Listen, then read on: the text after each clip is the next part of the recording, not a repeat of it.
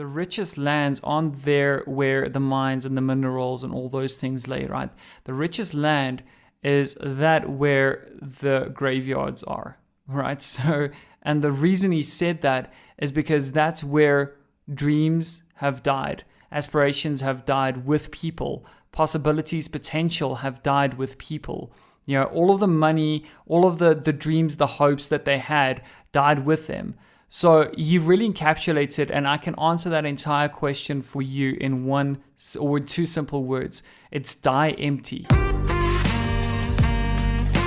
Hey everyone, welcome to the RLT podcast, where we share some real life tools, tips, and tricks to help you not only discover, but also reach your ultimate goals.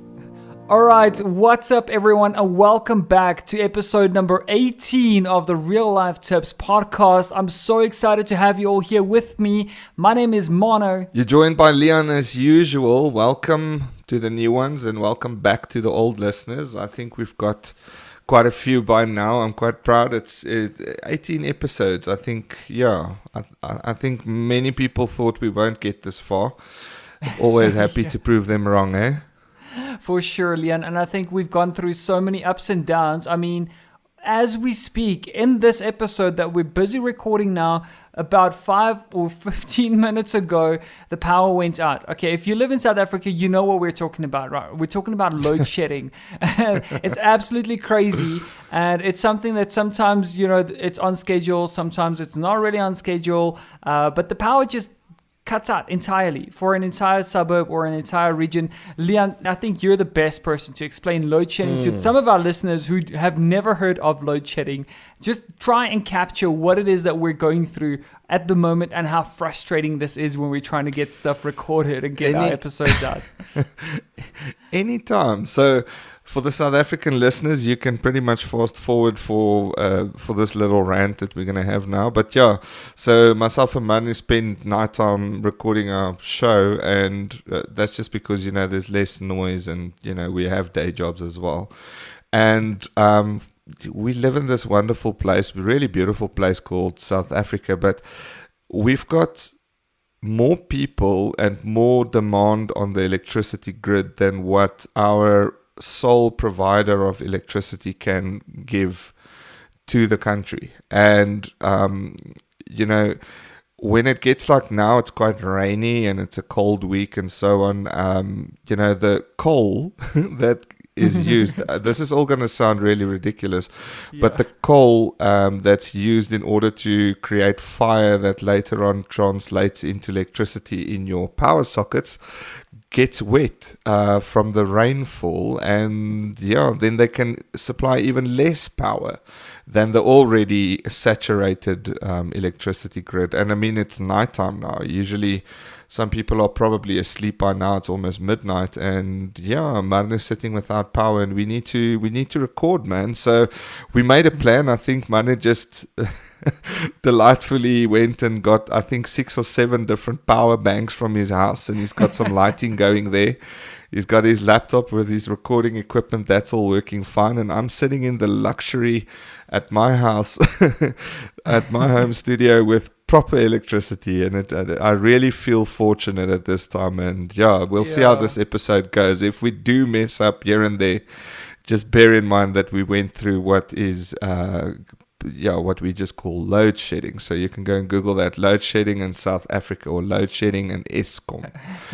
That's our power grid provider. It sounds really ridiculous, Leon, but you know what? It is cool. It is great. We're so excited to continue these episodes, though. No matter, you know, come hell or high water, we're dedicated. Tonight we've got a very, very interesting topic that I really, really felt that we should plug into and sort of move it up the list of topics that we wanted to address in our upcoming episodes. And it really, really is something that has resonated with me and brought so much clarity to a lot of the challenges that I'm facing in my life. And I feel that a lot of people that I speak to are currently facing in their lives as well. So I think without further ado, Leon, are you ready to kick this session off and to get into the topic of today? So ready, man. With all my electricity and my lights shining brightly, I'm ready. Absolutely. So I came across this really, really great article. Initially, it was a blog post that I came across. And then I actually had to, the blog post just didn't really capture the whole concept, but it absolutely intrigued me to the point where I felt that I had to go and read up about it a little bit more. And it's something that, and the title of it was something around the lines of, 4 stages of life according to Carl Jung. And I've never heard of the guy. My girlfriend at some point pointed out that she's heard of him before, and she knows quite a bit of his research that he's published and all of those things. But I was so intrigued by his vision of the 4 stages that people go through in their lives and all of that. So I really want to share some of the details with you guys here today and sort of translate the main message that really resonated with me and sort of see how we can conceptualize a lot of the ideas and translate it into today's life, because a lot of the concepts and principles that we come across, Leon, and I think you included as well, are quite outdated, but they still hold relevance in the day and age that we live in today, and still pack a massive punch as to how people are still living their lives today. So absolutely stoked to be sharing some great insights here with you guys today, and excited to share once again some real life tips at the end of our episode. What it comes down to is he really captures it in a nice way of saying that much like many things in our lives that we experience, we go through different stages of life. And there's a great importance to understanding those stages in life. So he compares it, and I want to start off with right in the middle of his thesis or his audiobook that I listened to. And by the way, I'll link that again in the show notes, as we always do. If you want to go and listen to the original, the real McCoy, as Leo would call it, in the show notes, you can go and listen to that as well. It's a simple YouTube link, so you can go ahead and go view that, right? So Carl Jung actually really captured this entire concept of what he refers to as the 4 stages of life in a beautiful analogy that I actually want to use as well. And it's really saying that when the sun comes up in the morning, it has one goal, and one goal only. It's to reach the highest point that it can reach for that day and shed as much light as it can on that specific area, right? So when you think about that as well, that the sun doesn't, and it's going to sound very philosophical, right? But bear with me, because there's method behind his madness. It's absolutely true to say that the sun, when it rises in the morning, it has no absolute direction or calculation of where it needs to go, but it has a sort of a goal that it needs to accomplish, and it just strives towards that goal. Now, when the sun goes down at night, it has a complete opposite goal, right? So where in the morning the sun rises, it tries to shed as much light as possible, tries to reach the highest point as possible on that day. But at night, it needs to go down. It rather has entirely different goals set out for the afternoon of its lifetime or of that specific day. So just as with that specific analogy, and as I said, it sounds pretty crazy, but he really has a lot of method behind that thought process as well. So he refers to it, and he sort of links it back to the 4 stages that we all go through in life without really realizing that we're going through it. And once we understand the importance of that, it just sheds so much clarity that we can really identify or pinpoint a lot of the problems that we carry over into these different stages as well. So I'm going to start it off with stage number 1, where he refers to it as the infancy or adolescence stage, where one is born and you sort of don't really have an identity for yourself yet. You don't really have a self-awareness. You don't really have your consciousness of who you are as a being, of what your personality is yet. And you're sort of just learning from the example of others, the mentors in your life, the parents, the teachers. And these are sort of the years that you face in since birth all the way up to when you hit puberty, right? But the most important stage is the second stage, right? And that's sort of, and I say the most important because that's the one that really resonated with me, Leon, is the fact that once you pass through this first stage of life, you hit puberty, it's a very confusing stage of life for all of us. I think this is where the crazy teen stages come in. You'll probably experience that quite soon with your kids as well. And this is probably going to shed a lot of light as to what that stage of life brings for a person, for you to be better equipped when dealing with it as well. But to understand it right is that in that infancy or adolescent stage of life, it's very difficult for one to, first and foremost, solve your own problems, because that's what parents are there for, right? You're still just learning what life is and what this brand new world is that you've just been dumped into.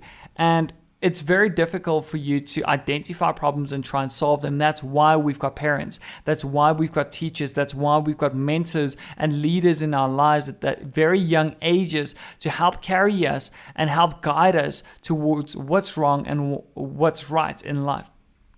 But it becomes very difficult in the second stage of life when you discover this sort of consciousness around, all right, I am my own person. I can make up my own mind. I have my own opinion, right? Because we now have a lot of context and a lot of content that we're linking together in order to form this knowledge that we have about this world or this environment that we've just been placed into. We've come to know everything that is going on around us, and we have to now make sense of this.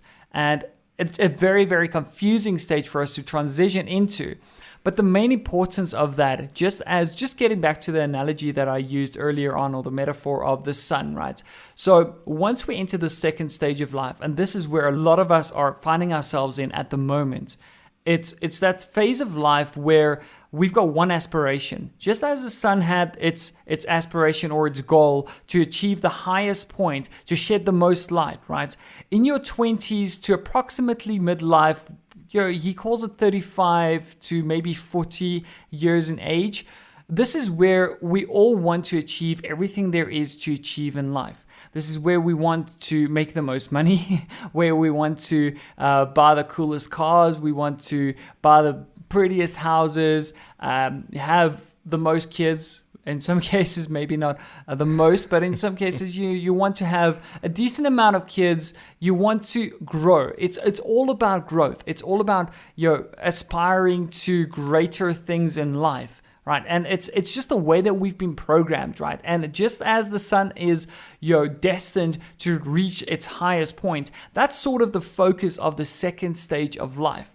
Now, the most crucial importance here is knowing the other two stages. The stage where we enter this sort of midlife, and I don't want to call it midlife, but it's probably the best way to summarize it, Leon, because you're entering that very soon. Where they refer to as midlife crisis. Oh no, that person had a midlife crisis, or they're going through their midlife crisis.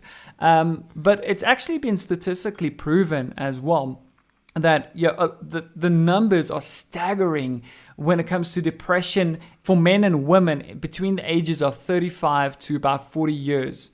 And this is something that really grabbed me in this article and in this audiobook that I listened to, or audio article that I listened to as well, is that, of course, you're entering a brand new stage in life. And what a lot of us tend to do is we look back at the previous stage of our life. We look back at the previous goals that we had, the aspirations that we had, not realizing that, up until this point, we've reached, our goals were to get to the highest point that we wanted to get to in life. And I'm not saying this is 100% accurate or 100% correct, and you all have to agree with Carl Jung and his statement. But rather what I want to do is just share some insight. I mean, I feel that it really clarifies a lot of things for us. But it's saying that a lot of people in those ages, the reason they hit depression is they look back at their previous stages, they look back at their previous goals that they set for themselves, and that's when regret kicks in. That's when the depression kicks in, because they might have not had enough time or as much time as they thought they would have to achieve those specific goals in life. Now enter the fourth stage of what he called this 4 stages of life, right? And this is after the age of 40, when you're sort of going into, he refers to it as the afternoon of life. And the afternoon of life is where one needs to understand and realize that the goals that you set for yourself in the second stage of life, are not your goals anymore. Just as the sun, had its goal to reach the highest point. Once it did that, it had to focus on a different goal of setting, of retracting its rays, moving back into darkness, right? So a lot of us focus on the growth aspect of it. A lot of us focus on accumulating as much wealth as possible, accumulating as many possessions as possible, or whatever the case is in our young lives or in our pre-mid lives. And what happens, and the biggest problem that he points out in here, is that we need to identify those stages of life first and foremost. And once we identify those stages of life, we have to realize that the goals that we set in each stage is only meant for that stage. And once we move past that stage, we need to focus on what the next stage is. So growth being the first half of it, and then sort of retracting from that. And that's where you see a lot of, and I'm going to put this into a real life example, right? It's imagine your grandparents, right? They went through a stage of life where they had to accumulate everything, become the best and the greatest versions of themselves that they could be at that given point in time. But as they grow older, you see them sort of simplifying their lives. Trying to reduce the footprint that they've left behind here, to try and simplify it, to make their lives a lot easier, to not really, they're not focused on growth anymore. So I think it was just such a powerful audio article and blog post that I came across, Leon. Wow. Okay. That's a lot to take in. I've got so many questions. So I love the way that he broke it up. So obviously, you've got adolescence and let's call it fading into darkness at the, far-reaching ends, and then in the middle you've got growth and also some conflict, which is very, very true and accurate, I think, for most people. I think it's a very good generalized view as to, typically 4 stages of life. What I want to find out, maybe as a first point, Manu, if we can maybe start just extrapolating a little bit on the concept and understanding how this actually helps us. First and foremost, I assume these, stages of life aren't mutually exclusive. So, they run into each other and they spill out of each other into the next and so on. And sometimes you can carry, let's call it, remnants of your previous stage with you for a long time, or you can maybe develop quicker than others and start maybe foreseeing new things in the next phase of growth at an earlier stage. I guess my question would be, because if you think about it, if you think about the adolescent stage, you said that's up to the age of 13. Yeah, about puberty. Theory. Yeah. Puberty. Okay, cool. So if you think about it, at that time, a lot of 0 to 13, if we now take the normal just growth period out of it, from baby to walking and talking and that, let's say we take the split of ages from 7 till 13, I think it's quite a critical time in a lot of the kids' lives where, at that stage, they start to identify with their outward appearance a lot, and they start noticing that there's good and there's bad and there's cool and there's not cool, and there's difference in people and different stages of wealth, and there's people that have a lot, there's people that don't have a lot, there's racial division, there's issues in the world, and nothing's as beautiful and as amazing as everything was, when you were completely and utterly inside your parent little bubble. Now, if we take the whole concept of that, and then also the part that comes after that, which is immense growth, right? From late teens into studies and then pursuing career, it's a very, very strong upward trajectory. Do you think that the decisions or social, economic factors in your life, your parents, your religion, your morals and values, do those carry through all the way into the second stage? Is it stuff that sticks with you, or defines the next stage, and maybe more so than with others? Are those maybe markers of success, or maybe early, traits of potential success? And in success here, I specifically mean, professional success. But I can assume that, certain things that you do in the adolescent stage and certain examples that were set will also influence your personal success and your spiritual success and your relationship success. What are your comments on that? Absolutely. Yeah. No, it's a very, very good point, Leon. I think a lot of people, or some people, most people, in actual fact, have very, very good examples that are set for them at a very young age, which absolutely gives them, and prepares them for the experiences that are coming up. Expectations are set to a certain degree, and a realistic degree as well, for them to go ahead and enter the second stage of life, knowing full well that not everything's going to be rosy on the other side, knowing full well that life is tough. Life is hard, right? And we've seen this prior in a couple of people's lives, that if they weren't mentored, I don't want to say correctly, but if the expectations were not set realistically at a very young age, it becomes very, very difficult to deal with that when you move into that second stage of life. So absolutely, to answer your question, I think, yes, 100%. People sometimes do carry a lot of the grievances and childhood trauma, and there's nothing wrong with that. It's just very insightful to understand that, Carl Jung actually really refers to moving into, or moving between these different stages, or into the next stage of life, as sort of a rebirth, if you will, saying that you need to sort of understand that that was one stage of your life. And you need to understand that whatever the goals were that parents set for you, whatever the goals were that, or expectations that were laid out, or mentorship and experiences or expectations laid out for you at a very young age, you might not have been 100% accurate, and come to peace with that and move on and say, all right, great. Based on the experiences that I am now experiencing,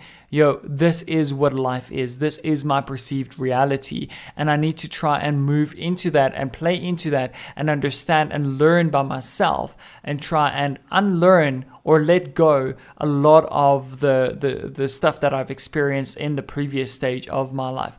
Of course, 100%, I have to point out that, and I think it goes without saying, that we don't have a lot of control at that age of what's going on in our lives, right?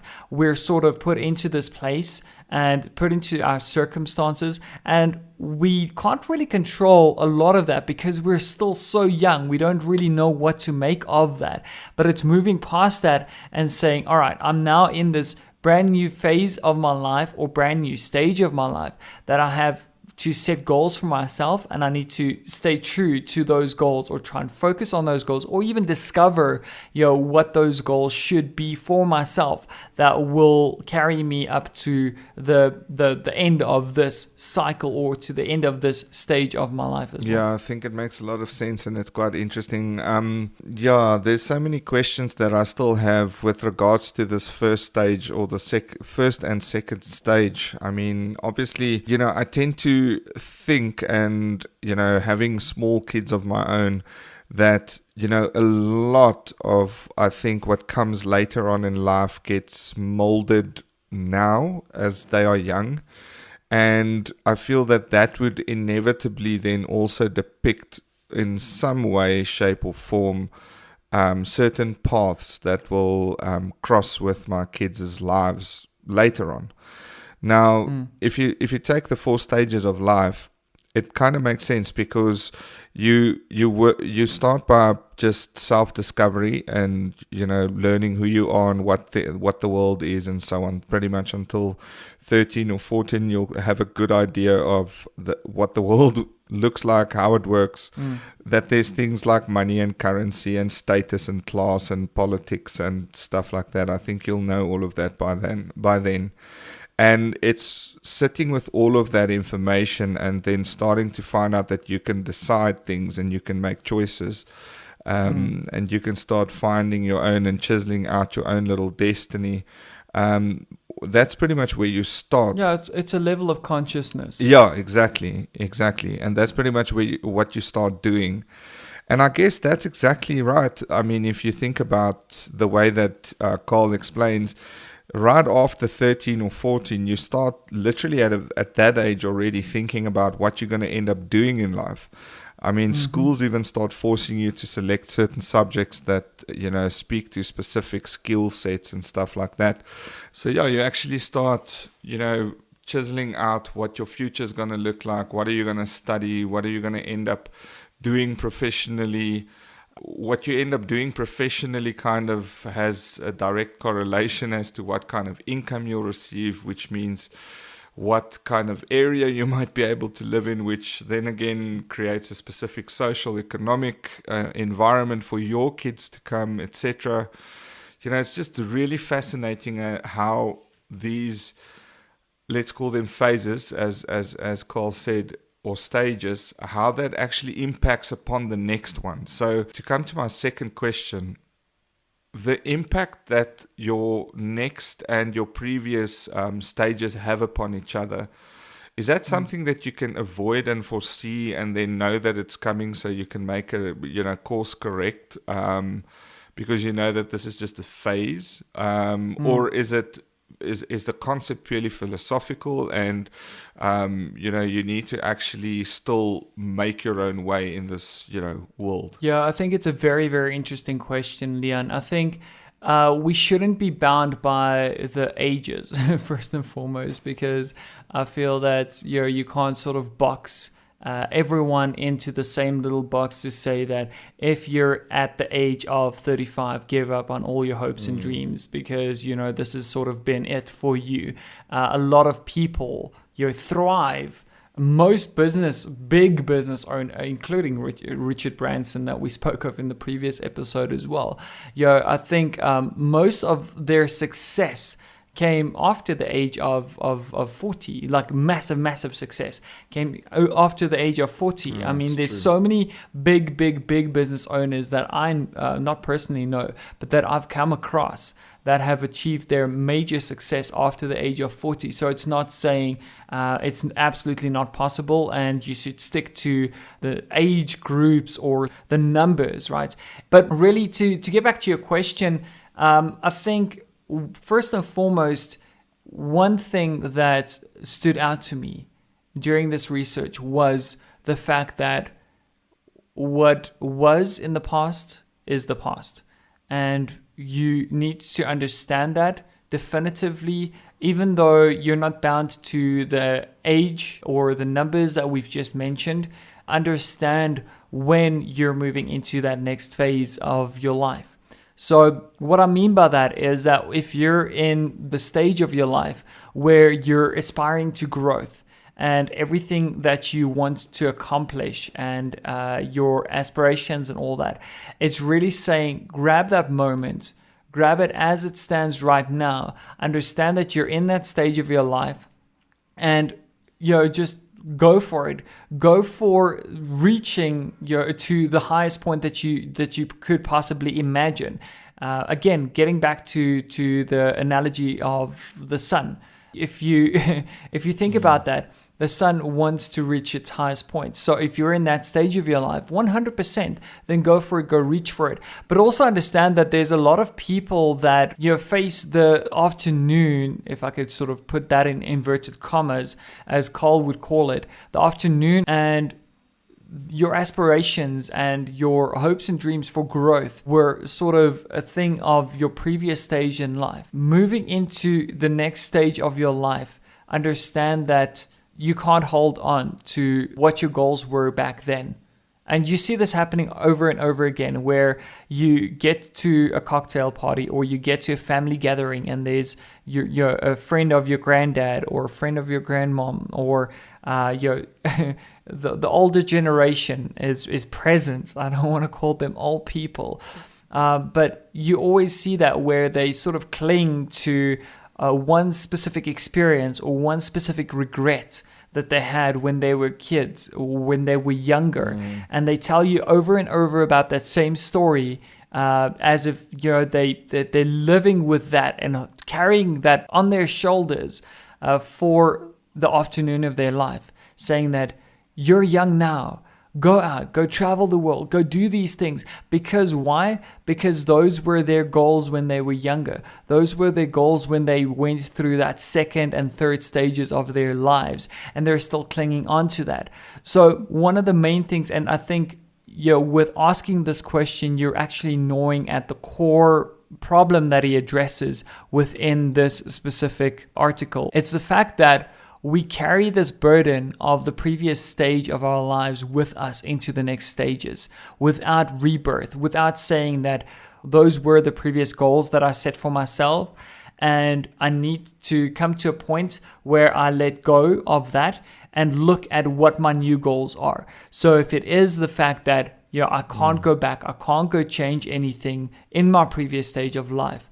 The best thing for me, for my mental health, for my physical health, is to look forward to what's still coming, to look forward to sharing the knowledge and sharing the experiences that I experienced in my life, and to carry that over to the next generation.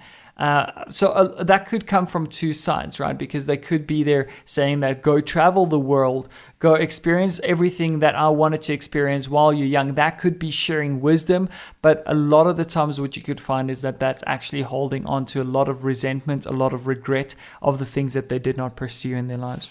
Yeah, look, I think that's also a very good point and quite an interesting theory, because I think a lot of people hold on to regret and things that have happened in the past that now defines them even up until this day. And if they knew about this message that you actually have these 4 stages of life, and that each stage can actually separate you from the previous one, and that you can actually experience some sort of rebirth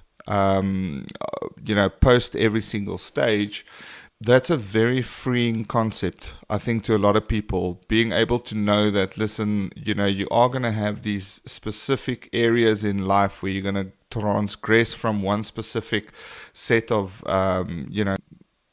next, and you can actually leave all bad things that happened up until that point at that time and move on almost like a clean slate, only equipped with more knowledge and experience than you had when you started off at the previous stage.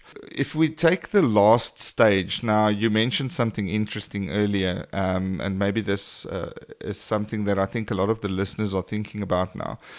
Again, you're very right. We don't have to put this into specific age groups and specific numbers. I think the 4 stages are quite self-explanatory and clear.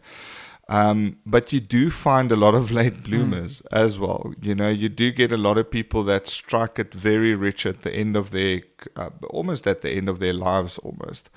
Do you think that they actually wish, inherently, that they actually had that level of success, specifically talking about financial success now, earlier on in their life?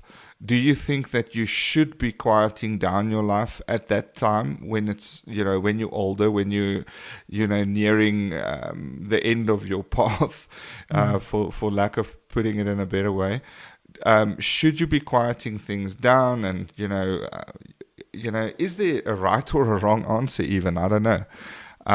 Because I do think that a lot of people strike it very well at the end. I also think a lot of people save their entire life for the last part of their life, which, there's a lot of people that agree with that. There's a lot of people that don't agree with that. Do you need to be wealthy when you actually retire, or do you spend all that wealth when you can actually really enjoy it? I'm curious as to whether there's a preferred formula that one should try and aim for, Or is it really just up to the person and whatever makes them happy at the end of the day? What is the, let's rather say, what is the generalized view? You're always going to have people that are not in line with the norm, but what would be the normal suggestion? So I'm going to actually follow that. I'm going to answer that question with another question to you, Leon, and then you'll see exactly where I'm headed with this, right? So we live in South Africa. We've mentioned that. We've just spoken about the power situation, all that. But I want to ask you, right? In South Africa, we've got a lot of mines. We've got we mine for gold, we mine for platinum, we mine for a lot of minerals and all of those things, right? What, in your knowledge, and it's going to sound completely off topic, do you think, or would you say, is the richest part of land that we have in the country at the moment? The Northwest. Right? Why would you say that? Just like the most concentration of platinum mines and right. stuff. So I read something very interesting in a book that I recently finished as well that just really encapsulates the whole answer that you're looking for in this specific question, right? Is that this author actually wrote and said that the richest lands aren't there where the mines and the minerals and all those things lay, right? The richest land is that where the graveyards are, right? So, and the reason he said that is because that's where dreams have died, aspirations have died with people, possibilities, potential have died with people. You know, all of the money, all of the dreams, the hopes that they had died with them. So he really encapsulated, and I can answer that entire question for you in one or two simple words. It's die empty, right? And what he means by that is to say that ensure that all of the potential that you have inside yourself, all of the hopes and dreams and aspirations that you want to achieve in life, don't go to the grave with you. Spend it Ensure all. that you empty out yourself every single week, every single day, every single month. And it sounds very idealistic because we only have so many hours in a day. We only have so many resources to give, energy to give towards our passions, towards our goals, towards our hopes and our dreams. And absolutely, I understand that it's very idealistic. But that should be the goal, right? Because as you mentioned, a lot of people end up on their deathbed, looking back with regret, looking back with the opportunities, the potential that they didn't tap into. And that, to a very large degree, is why we're sitting here having this conversation. Because not only do the both of us want to achieve our full potential, but we want to ensure that other people also achieve their full potential. And that's the one thing, and I'm so glad that you asked that question, because it's something that really just, it touched my heart when I read that. And I was like, you know what, you're so right. The richest lands are those of where graveyards rest, where people take their hopes and their dreams and their aspirations with them, and they haven't fully lived them out. So yeah, 100%. When you go into the afternoon of your life, it's where you sort of have to either live out the potential that you felt that you still have within yourself. Or let go of the potential that you felt that was, or the aspirations that you felt were the peak of your life and were the main goals in your life. And goals change and aspirations change as you move on. But absolutely, I feel that you need to die empty. And that's the one thing that I feel that really just resonated with me in another very, very interesting book that I read as well. I hope that answers your question, Leon. Yeah, dude. It does. I love the answer. I like the way that you answered that, because it kind of gives answer to, I think, a big question on this entire topic on the 4 stages. And that's that, the 4 stages are... It's basically a guideline. It's almost like, these are typically the 4 stages that people go through. But above and beyond that, you've got the uniqueness of being, and of every single person, and the randomness of it all, and wherever and whatever comes across your path that you see as opportunity, you really need to seize the moment and seize the day. and take those opportunities. And yes, that can then lead to unforeseen richness at the end of your life, or maybe starting to do skydiving when you're 80, which is something you probably needed to do when you were 30. But it's really interesting to know that there's 4 stages, but that you need to try and fulfill everything that you want to do throughout your life before you actually go to the grave. And whether that then happens or you're enabled to do it at a later stage than what the 4 stages of life implies, that doesn't really matter. It's all about making sure that you get the stuff done, and that you die empty, and that you can actually leave stories behind and memories behind, rather than going to the grave and saying, I'm so regretful that I did this and that, or I'm so regretful that I didn't try this out or that idea, or, never made amends with someone, etc. So I really like the way that the story kind of comes full circle. I mean, as much as you've got your 4 stages, which is a very, very helpful guideline for a lot of people to think, all right, listen, I think I'm at this growth spurt now, I must be in this stage. Or, I still have a lot of, when I look in the mirror and I don't see my abs anymore, that's actually from, adolescence. That actually comes from an earlier stage in life when you still were very much involved and obsessive on your appearance and things like that.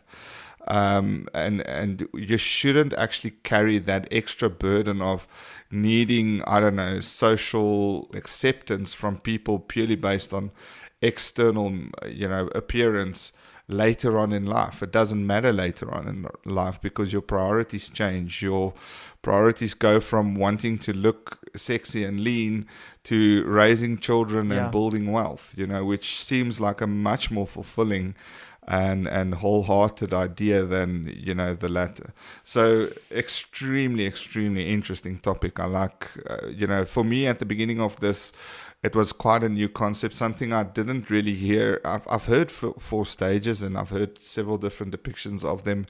Mark Manson's got his own version as well, and all of them kind of wrap up to the same as this. But it's just really nice to have some sort of, it's always good to have guidelines. It's almost like you can't go, if you take a freeway and, you make it 50 meters wide, but you forget to put lines on the freeway so that everyone knows where to actually drive, it will still be a mess no matter that it's wide enough.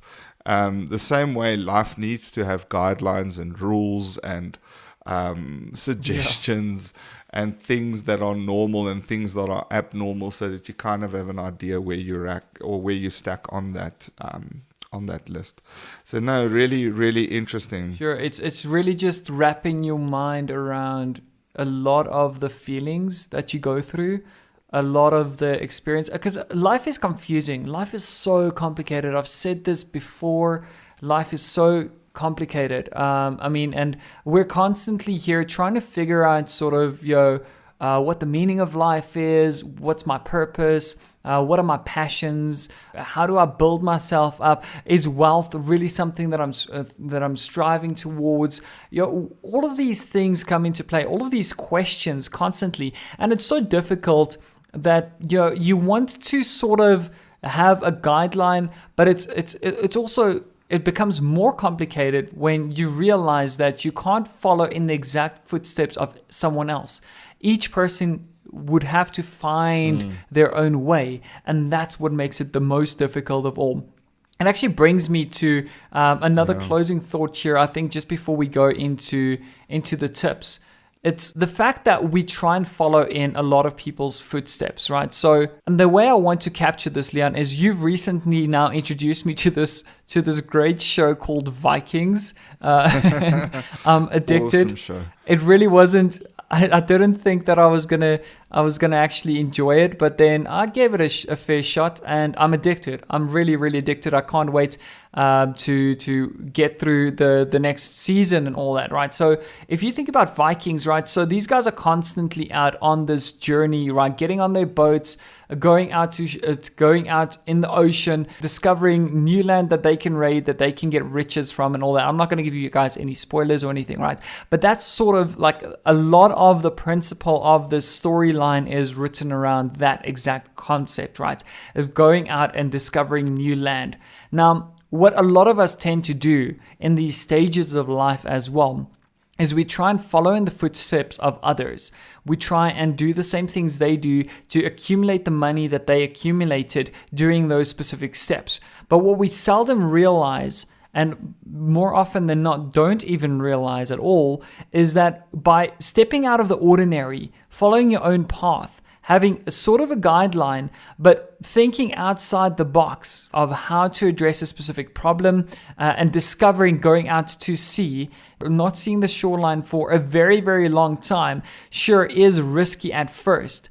But the potential sitting at the other end of that or in the middle of the ocean, the discovery that you're about to make is just so much greater than that of what you would have discovered walking along the shoreline, following in the footsteps of others, getting to other lands that have already been raided and all that, right? So for those of you that have who have watched Vikings, you would understand that. But really what I mean by that is that don't follow in the footsteps of others thinking that that is going to bring you to the exact same goal of the highlights of their lives, of what they accomplished and all of that. Find your own way, discover it, but be mindful of the fact that there are these 4 stages as sort of a North Star that you can look up to. Look, that's very, very true. Maybe as just to maybe fill in a little bit on your closing comment, but I mean, basically the only way to be extraordinary is to not be ordinary. And, with ordinary, we mean, as you just mentioned, just following in others' footsteps, being a bit of a sheep and just following the crowd and what the crowd does. Unfortunately, that will lead to, and this is going to be a very harsh truth, but that does lead to a life of predictability and sustainability, but it also leads to a life of mediocrity and just averageness. Hence me saying that the only way to really find an extraordinary life is to stray from Absolutely. the ordinary. So get away from everything that everyone else is doing. Obviously, I'm not saying that trends shouldn't be there. Trends are cool. You can follow trends and things like that, but try and set your own trends every now and again. Try and make new trends. Try and just, challenge the status quo. Try and be better than you are and better than you were yesterday every single day. Imagine how amazing you'll be in a year's time. So, the 4 stages of life, really, really interesting stuff. I mean, I haven't heard of this concept before. I think I've thought about it even in my own little way, and I can see it. I think a lot of people see the 4 stages quite crystal clear, but it's very interesting to know that it's an actual concept, and that the older people that you see that never grew up, that doesn't matter. It doesn't matter. That's just a part of their earlier adolescent life that I didn't want to let go of, and they enjoy it. I mean, if you look at pro skateboarders, those guys will be young forever, man. They'll be young forever, and who cares? So what? It doesn't matter. It doesn't make them less of a person. That's just a part of their life that made such a huge impact that they actually made a career out of it and made money from it. So it's not a set criteria. It's a very, very helpful guideline. Absolutely. So I really enjoyed this, Marnie. Quite insightful information. Yeah, really, really amped to have shared this with you, Leon. And I really hope for those of you that are listening that you could derive some meaning from this. I think just to wrap up real quick and just leave you guys and just point it out there, if you haven't heard it, the real life tip is step out of the ordinary. Right, step out of the ordinary into the extraordinary. And just, I think, as a second one, be mindful of these 4 stages, because as I mentioned, life can be complicated and it can get quite confusing at times, but understand that some people are still holding on to a lot of things from the previous stage of their lives. And there's nothing wrong with that. It's good to know. It's good to understand that people have a specific personality trait because of what happened in their past. I always say, always be kind, because you don't know the story of the other person, right? So those are the 2 tips that I want to leave you here with today. Leon, any final closing tip, something that stood out to you that you want to leave with the audience here today before we wrap up? No, I think you pretty much nailed it on the head there. I mean, I can't really top that. I was also just going to reiterate the concept of, don't stick to the ordinary, try and be extraordinary.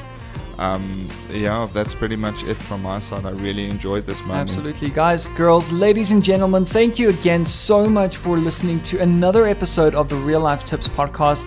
If you found this insightful, if you found this valuable in your life, or if it sparked something and you remember a story that you want to share with us, please reach out to us, right? You can reach us out on our Facebook page, Real Life Tips Podcast, or you can find us on our website, rltstudios.com, where you'll have access to some of the blog posts that we've posted in the past, as well as some additional valuable content out there.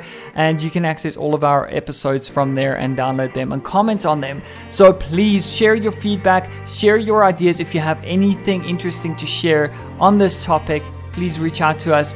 And that is it for this week. I am your host, Mano. It's been an absolute pleasure, guys. Thanks. This is Leon signing out. Go visit rltstudios.com for more information. Thank you very much. Enjoy. Until next week, guys. Cheers.